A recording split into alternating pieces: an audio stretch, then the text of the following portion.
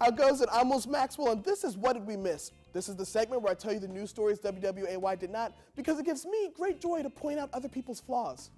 First up, be on the lookout for this guy. Paul Gonzales is a serial dine and dasher who attracts women online, takes them out to a nice restaurant, and then leaves before the bill arrives. If he looks familiar, you may recognize him from either online dating sites or Rogaine ads.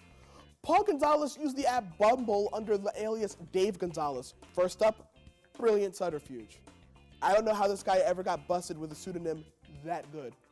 Gonzales tends to order a large meal, and then when it's mostly through, he'll get a phone call and leave.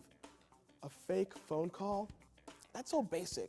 If you're gonna save money on the meal, at least shell out for a better excuse. Hire a team of stuntmen to inexplicably burst into the restaurant and kidnap you right in front of your date. I don't know what the going rate on stunt teams are, but I know how much a nice steak costs, and it has to be cheaper than that. He's also received a free haircut and color when he straight up walked out of a salon with his smock still on. This is called a snip and ditch because every way you can get something without paying has a cute name. For example, I went to a 4-year university and I haven't paid my student loans off yet. That is called a debt and regret.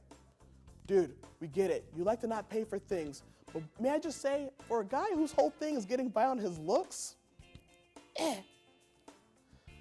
Now, I know people are excited about the men's NCAA tournament, but I need you all to take a look at the women's NAIA tournament because this happened. It down. Frankowitz hits it and lights Krajcik.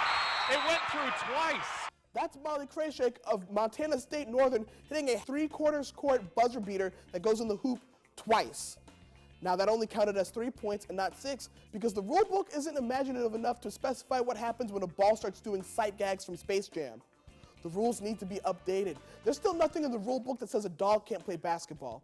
It's been 20 years since that one middle school abused that loophole, and we clearly need an amendment. A Seattle man was in for a shock Friday morning when police informed him there was a man sleeping in the driver's seat of his car. Apparently, the prowler broke into the vehicle and slept inside of it, even though it was still parked in front of the owner's house. When police saw the tuckered out fella, they woke him up, and he explained that he had permission from the owner to sleep in his car, which is the Hail Mary of bluffs. You make that lie, now you're hoping that when the cops go to the car owner, this guy will somehow be cool enough with the break-in to cover for you. What, him? Oh, yeah, I let him sleep there, and in exchange, he doesn't take my audio system. Here's what I hope you guys understand about breaking into cars. It is exhausting. Frankly, I'm surprised we don't see stories about break-ins involving a nap more often. I'm Most Maxwell, and that's what we missed.